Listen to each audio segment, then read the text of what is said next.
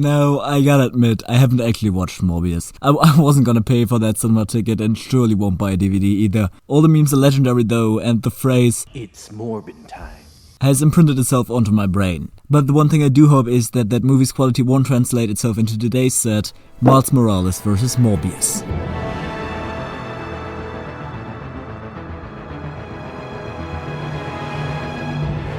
So I probably had a very similar reaction to many other people when the set was first released. I thought, why is this a set? Ignoring the fact that everyone's favorite Marvel character, Dr. Michael Morbius, is included here, do we really need another Spider-Man car? A car for someone that can swing through cities with his webs? Really? Anyways, obviously the big meme here is Morbius being a character after his disastrous movie debut. He was famously played by the infamous Jared Leto, an actor whom I despise with all my soul, but actually getting the figure in LEGO is quite cool. The box art honestly looks good too. The overall purple color scheme works really well, and the big Spider-Man on the side is a good differentiator for any other Marvel IP. At a price point of $25, I'm actually surprised it's on par with quite a few Speed Champion sets, but whether it holds up to those in quality remains to be seen. Also remember that if you like today's video, leave a like and subscribe, it will massively boost my serotonin. But now that I talked so much about what I think of the set already, let's just get into it probably with the biggest draw on this set has, the Minifigs.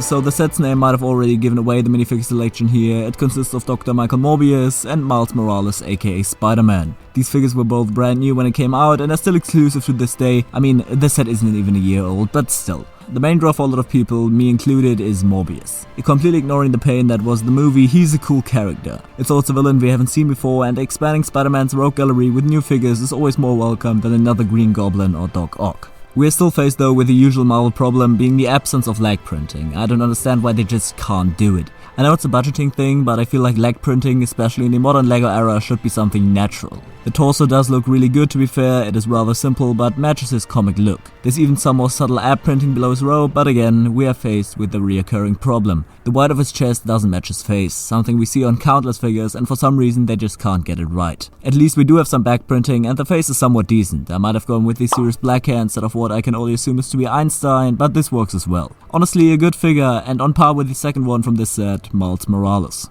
This figure is basically the successor from the hooded Miles Morales that released 2 years ago. It uses the same head, but the suit is a little different. The lenses on this one are really nice with extra shading on the inside, and the webbing actually continues onto the back of the head as well. Moving down a little, I have to say that the back of his torso does look weird. The webbing is inconsistent here and the spider logo has a really weird shape. Contrasting to that, the front has some excellent printing. Here the web pattern works better and the spider looks way sleeker too. But again, no lag printing. At least for a second most prominent current Marvel figure, I feel like it'd be proper to have some. But talking about weird decisions in regard to Spider-Man, let's look at Miles Morales' Spider Car.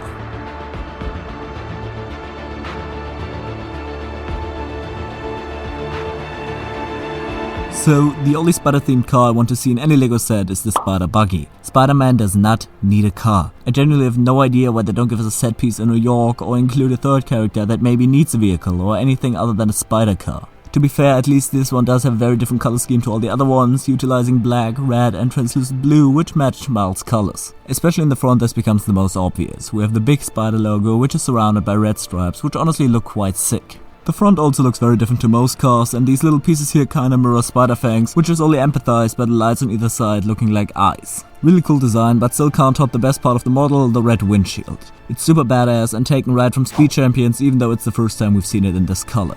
Taking off this piece, we get access to a really big interior for Miles to fit in very comfortably, and there's no problem or gaps appearing when putting it back on. This weird brick behind the windshield looks rather cool, but surrounding it is a big complaint of mine, the statue just being there in the first place and then them being silver. They are very big and the greyish silver completely contrasts the whole color scheme of the car. Thankfully you can take them off if you want with no awkward areas behind the cockpit. Back here is the spoiler, it's actually adjustable at 2 points so you can change not just the position but also the angle. The exhaust has this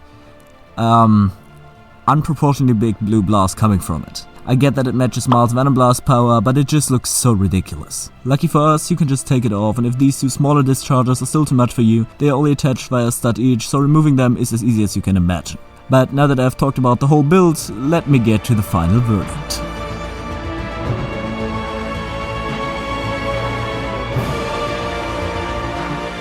So, as a final verdict, this set shouldn't exist, at least not in the shape it is currently. The figures definitely carry the set, and the car is just another generic spider vehicle. As I said, I'd have much rather preferred an actual set/location piece, and that is why the set only gets a 50% rating. Without the figures, that would have gone even lower. Anyways, tell me what you think of the set, and as always, until next time, goodbye.